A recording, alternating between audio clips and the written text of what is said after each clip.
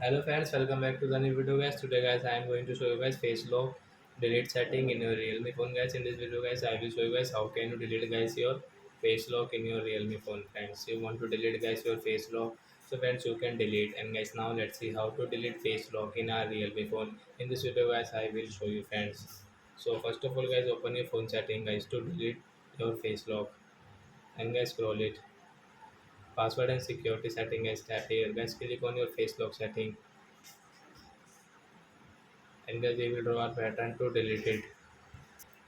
Then guys you can see right side guys this face data, and guys you can see the delete icon, so guys tap here to delete it. So guys your face lock data will delete, and guys you want to add, so you can add from here also again.